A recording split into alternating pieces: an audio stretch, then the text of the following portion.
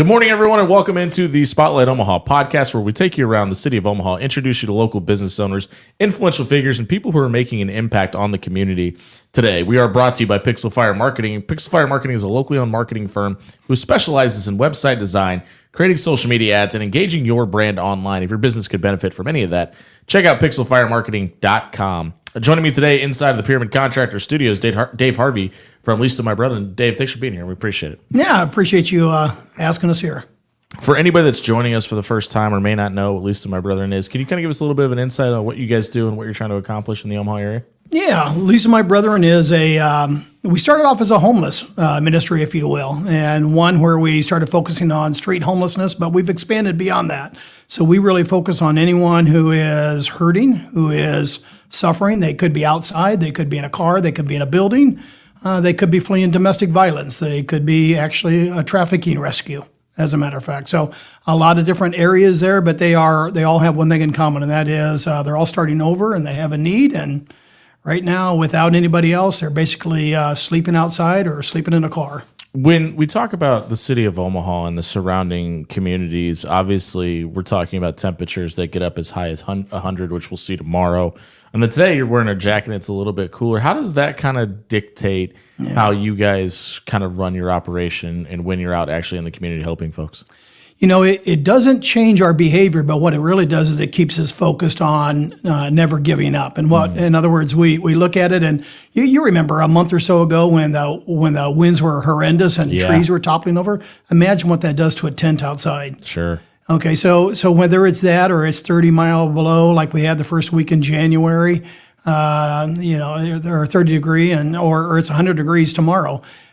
Someone's outside, someone's hurting, someone's suffering, and they've got no other choice. And so they're looking for help, and we stay focused, and it just kind of energizes us to keep going. You mentioned the tent portion of it, and obviously not all folks are fortunate enough to even have a tent. How is there anywhere in Omaha? Because I just recently got back from Los Angeles, and a big part of their homeless outreach is to provide shelter at least with a tent to most. Is there somewhere in Omaha where that is kind of prevalent and where people can, folks who may need it can go to get one? To get a tent? Yeah.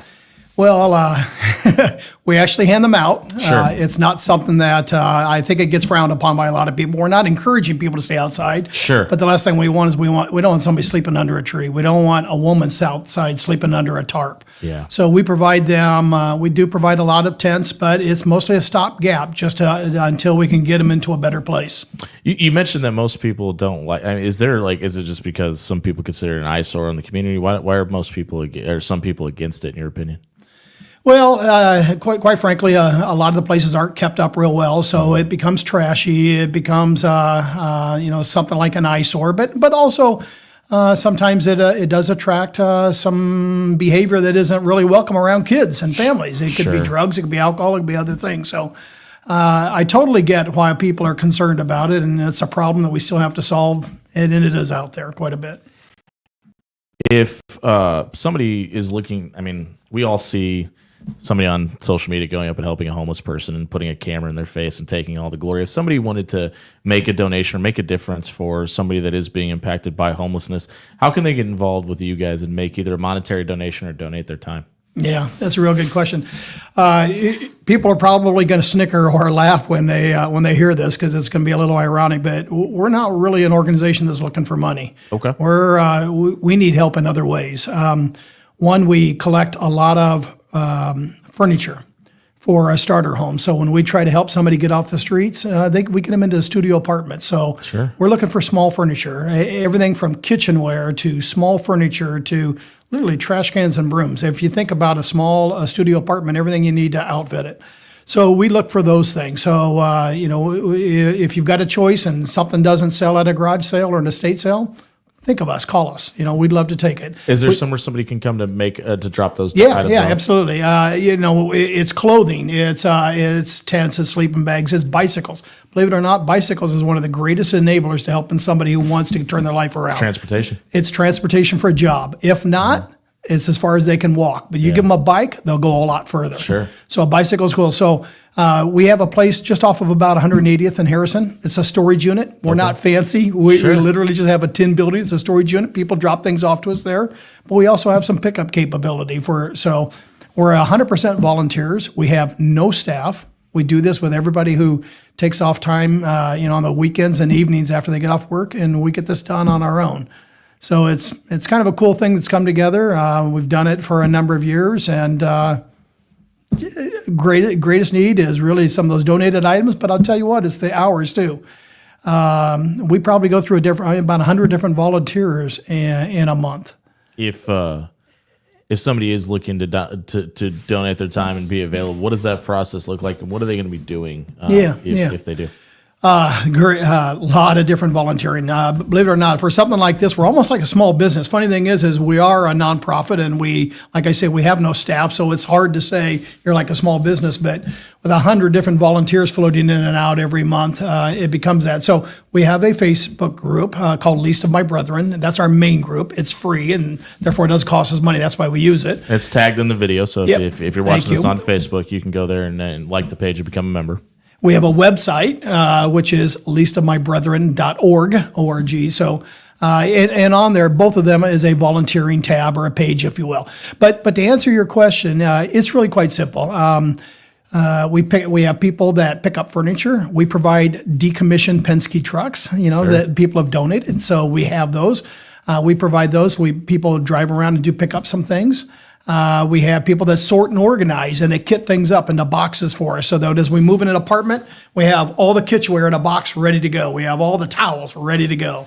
Those kind of things. We have people that load trucks, and we have people that deliver. We have people that serve meals outside. We meet about 500 people a month with a hot meal outside. We meet them outside. We provide a hot meal. We provide them clothing. We provide them, if we're in Council Bluffs, we provide them bags of cans for recyclables, mainly because we don't want to see them go through the garbage can. Right. You mentioned it a couple times. We move them into an apartment. Is there a certain apartment complex that you guys work with, or are there a couple? And how receptive are those apartment complexes when you kind of are in this process? Yeah.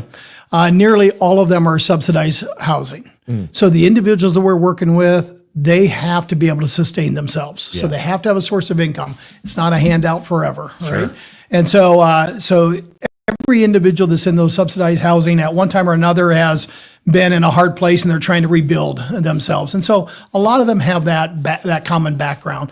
There are maybe 18 different Section 8 subsidized housing, low rent housing units in the area, but there's also a lot of private landlords. So they are typically spread out throughout the area, and as well as Council Bluffs, so both Omaha and Council Bluffs. And we work with just about any place that will accept the individuals, and they really are spread out across not only these 18 units, but with the private, probably 25 different buildings. Talk to me about the bi-monthly breakfast fee. Do you guys set up down 2 Saturdays out of the month at Holy Family Center on 17th and Izzard between 8 and 11? The fourth Saturday, you guys are at St. Peter's Social Hall on 27th and Leavenworth, right there inside the church. Why those two locations, and why bi-week or bi-monthly? Yeah, good question. So there's 2 breakfasts a month and then a lunch a month, and the lunch is in Council Bluffs. So one, as a volunteer group, we'd like to get to every week. We're not quite there yet, so we're doing 3, but we're growing. So as we continue to get more volunteers and do more, we're hopefully getting some maybe get to all 4. We go to where the individuals are. So even though we're spread out throughout the community, we certainly don't ask anybody to come to us. Right. So we are camped out a lot of times on the streets outside of Siena Francis, just down the block. We are in the downtown area, which is probably too far for a lot of individuals to walk, which is why we do it another weekend over by St. Peter, which is about 27th. So 27th and Leavenworth. Yeah. Yep. So we use their hall. A lot of times we're outside as well. Sure. And then in Council Bluffs, we go over to a place called Mom's Place. It's MOHM, but Mom's Place is now called New Vision, but they're great people. They let us use their parking lot and their lawn, and we set up grills and tables, and we probably hand out what has to be 3/4 of a ton of clothing. Wow. There alone, plus bicycles, plus cans, plus 200 hamburgers, hot dogs, as much as we can grill up. Are you usually the grill master in these occasions? No, there's a lot of good people that's much better at that than I am. We're catching up with Dave Harvey of Lisa, my brethren, here on the Spotlight Omaha podcast, brought to you by Pixel Fire Marketing inside the Pyramid Contractors studio. I can't help but notice when you talk about this, there seems to be a sense of pride in your voice when you're speaking. Why is this such a passion for you?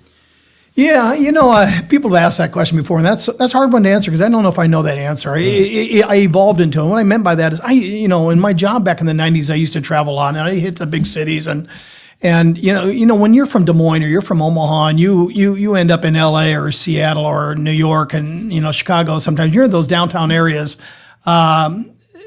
Sometimes it gives you a pause. You see things Especially that if you haven't seen it before. Yeah, you see things that maybe you don't see back home as much. It does happen, but just not as much. And I was one of those who would just stand sometimes and just watch because I was amazed by it. And slowly over time, I tried to figure out, how do I get involved? And my very first time, I saw some individuals, and they were coming out from underneath a bridge. I was traveling; they were coming out from underneath of a bridge. And they were sitting in some lawn chairs, and after a while, I watched them go back into the bushes underneath this bridge. And so I went up the street to a McDonald's, and I grabbed a whole bunch of Happy Meals or whatever, and a couple sacks, and I took them out there, and I didn't know what to do, so I kind of put them on the sidewalk, and I got in my car, and I honked, and I honked, and I honked, and then I left. Yeah. And I kind of watched them in my rearview mirror kind of come out of the woods and pick everything up, and I thought, that's not so bad. I can do that. Right. And that's kind of how a lot of it kind of got started over the years. And so it just evolved. Yeah. It just evolved, because you don't know, and you're just trying to figure out, where do I get involved? How do I plug in? And we just, we start one place, and, we start with, meals, and that's what we do. That's why we still do the meals, because we meet so many people where they're at, and we're talking to them. Well, and it's hard for somebody to become motivated to do better if they're worried about where the next meal's coming from too, right? Like, the basic need to stay alive is food. And speaking of that, you guys have done this for long enough. What are some of the kind of common behavioral traits or driving motivations for folks who are able to turn it around and do have success? Is there one or maybe a couple common denominators in somebody that realizes that, hey, I can do this with a little bit of help?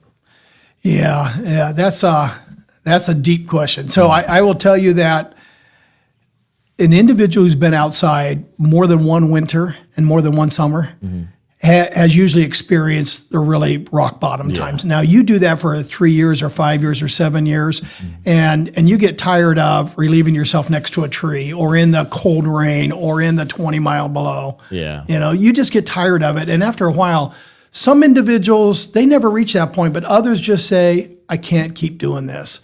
And then they seek help. And usually they're asking the question, I want to change and I don't know how. Yeah. And that's usually the first step. At least they're admitting it. There's some great organizations around, the Open Door Mission, we just had Steve Charlie Tracy Drew last week. They've just got great treatment programs, and they take the people in and they'll help and they'll do all the great things. Sure. Which is perfect because we can't do that. That's not what we're about. Sure. But they'll at least get to that You guys point. help that step. Sure. Yeah. If somebody is out there and obviously we see people that are on the streets even with phones, so they have the ability to reach this, and somebody does need help. Is there somewhere they can contact you guys to either become a volunteer and help themselves, or maybe become a recipient of some of the stuff that you guys do? Yeah, like I say, both. Anybody can call me. My number is so well published and known. I didn't know if you wanted to put it out there. I give my number out to everybody. So I'm at 402-681-5424, and I have no problem giving my number out to everybody. Everybody that's in line for a meal that tells me they want help gets my phone number.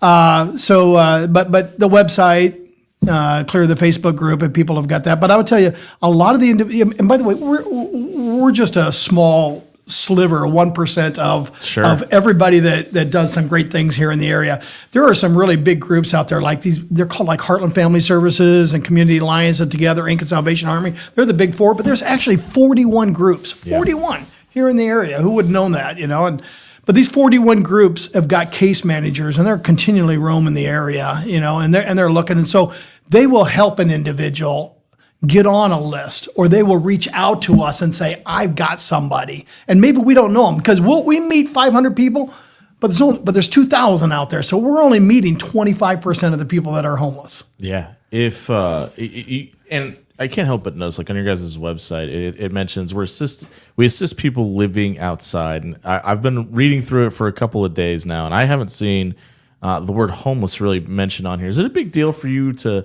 not put a label on somebody like that? Yeah. So the individuals that we help, believe it or not, they don't all think of themselves as homeless. Sure. They don't. Domestic violence, a mom, especially with a kid who is fleeing their home because maybe a bad situation, they just need to get away, doesn't consider themselves homeless. They're a survivor. Yeah. If you happen to be an individual who's been part of trafficking, and I hate to tell you, but it happens and sometimes an individual may be rescued from that. They consider themselves a survivor. Yeah. They're still should. They're looking for a place. Yeah. Right.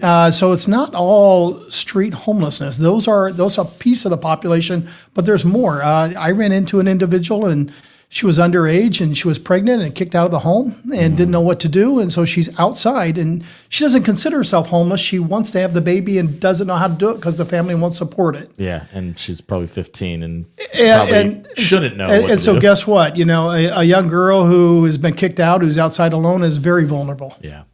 Yeah. And but so thankfully there's some really good organizations that'll help out with that. For at least of our brethren, though, what does growth look like for you? I mean, are you guys perfectly happy where you are in the niche and what you're doing?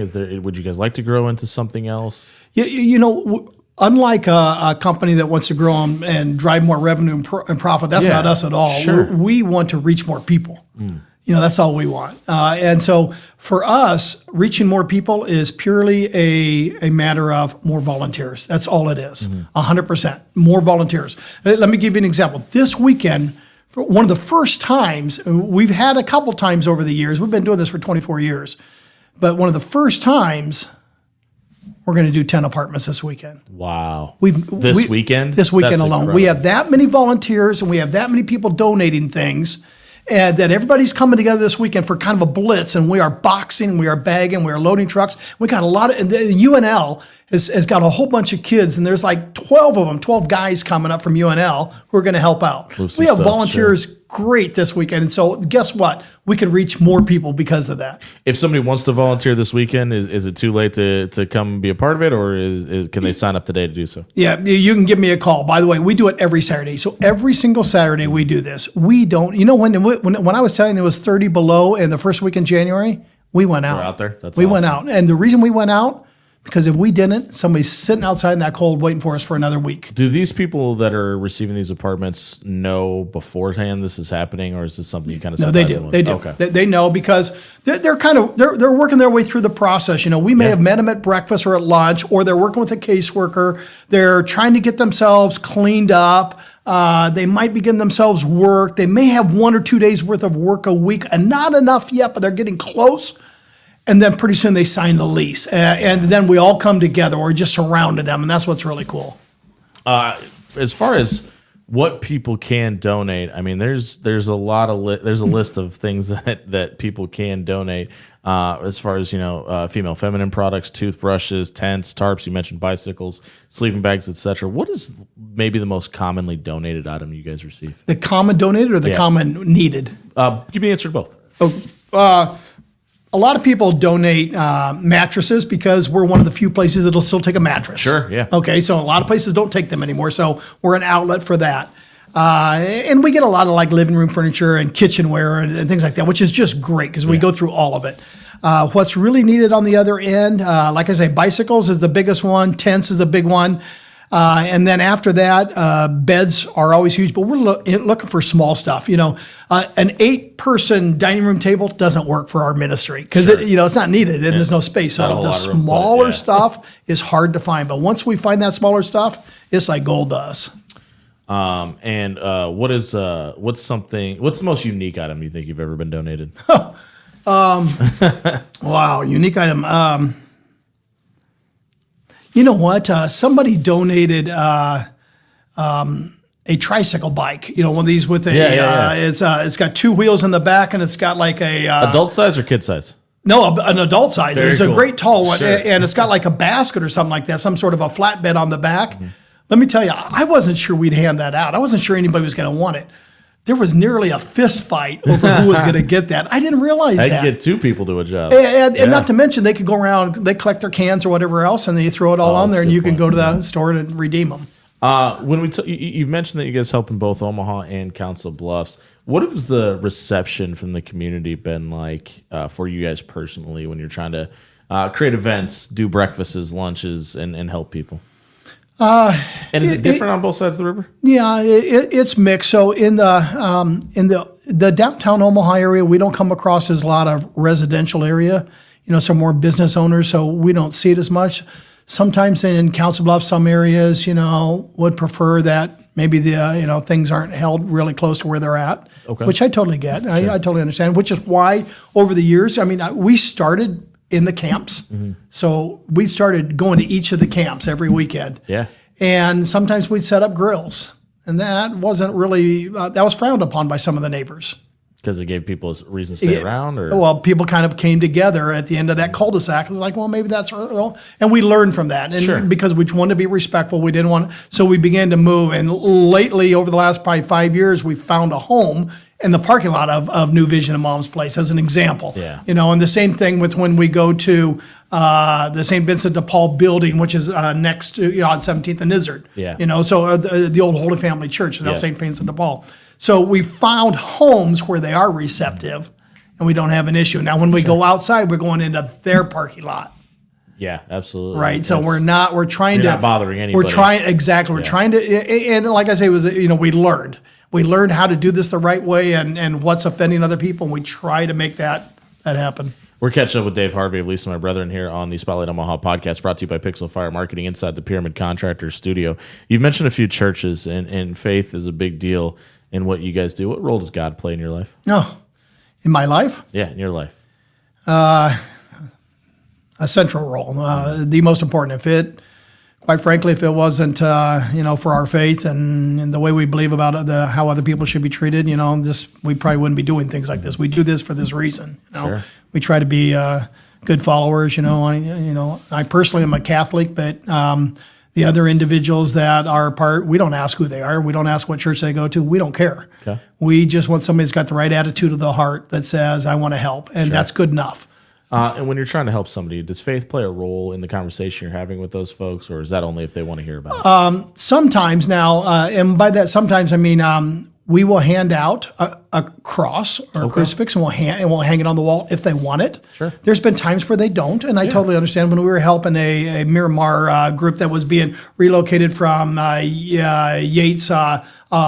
When the city of Omaha condemned the Yates apartment complex a few years ago, and like 100 people had to move. Yeah. A lot of them were Miramar Burmese kind of families, and some of them were Christians and some were not. Yeah. And so when we pulled it out, they didn't like that, and we understood that, so we were respectful. We said, not a problem. Sure. Those that at the end, a lot of times if they are okay with it, we ask them if we can say a prayer with them. Yeah. And the prayer really is just for their good fortune. We ask that they be blessed and that they stay on the right track and find their way back as well. Is there, and you don't have to use names, and I'd prefer if you didn't, but have you guys ever had a story where you've helped somebody get into an apartment or housing and, it's been a few years and you see them come back and help give back? Absolutely. Yeah, awesome. And I could even give you a name. Sure. Because he has stood up publicly and said it. Perfect then. There's a man named Jonathan, and he used to be in Council Bluffs, and he would say along the river, if you know where that black bridge is that used to like swing and now it's fixed open all the time. Yep. That bridge, he used to say at the base there. And we'd go over there and see him every week, and we give him, we call them blessing bags, but it was toilet paper, shampoo, soap, so it's a change of socks, change of under. We gave it to him. Now he had a substance abuse problem at the time. Sure. And we didn't give up. You just keep going. And slowly he began to talk, and slowly he came out, of his shell. And little by little, one day I came and he wasn't there anymore. That's awesome. He's gone. And I hadn't heard from him for like a year or so. And he walked through the doors of breakfast one morning. And he's got a wife and a baby in tow. Oh, wow. And he got back on his feet on his own and married, has a baby, working full time. Now owns his own business, by the way. Very cool. And We'd love to talk to him if you have his contact. every single month, without failure, in the last 4 or 5 years, he joins us for lunch. Wow. Every much, and he has, and he's one of the chefs. He's one of the cooks. Sure. And when people come by, and we're right outside, we're not behind a wall hanging things out. We are right out there, and we're handing them a plate. Sure. He will tell them, "I did it, and so can you." Yeah, and that's as important of anything. That's incredible. Hey, we're kind of hitting that part of the day where we tend to shut her down. A lot of positive comments and feedback and people thanking you for what you folks are doing. Is there anything about Least of Our Brethren that we haven't mentioned that people should know about? The other thing is I am just extremely proud of the volunteers. These people, they'll range from 16-year-old kids that need service hours, for school or confirmation or something, up to people that are retired that are looking for things to do. And they come from all different walks of life and different backgrounds and different neighborhoods and different churches, and they're all just wonderful. They all come together, and some of them do it once a year, and some of them do it once a quarter, and some of them do it, every other week. Yeah. And it's just so cool, and that we all come together. And like I said, just volunteers that have done this. Just so you know, we're working on our 3,500 apartments we've This set up Saturday. today. Yeah, nice. 3,500. Congratulations. 3,512 actually this weekend. Wow. We're doing 500 hot meals. We're doing 40 bicycles a month. That's over one a day. We are fixing and repairing and getting ready. Incredible. And we're handing them out. So a lot of good things happening there. LeastofMyBrethren.org is scrolling across the bottom of your screen there. If you want to become if you want to donate your time or donate any kind of apparel or just life supplies, you could do that there. The donation tab is in the top right corner. And again, Dave, you want to give your phone number one more time? Just in case? 402-681-5424. Get a hold of Dave and the team. If you're free this Saturday and want to help move a few folks into their first apartment, thank you so much for doing this. We greatly appreciate it. We'll be back tomorrow at 11 o'clock here on the Spotlight Omaha podcast, brought to you by Pixel Fire Marketing inside the Pyramid Contractor Studio.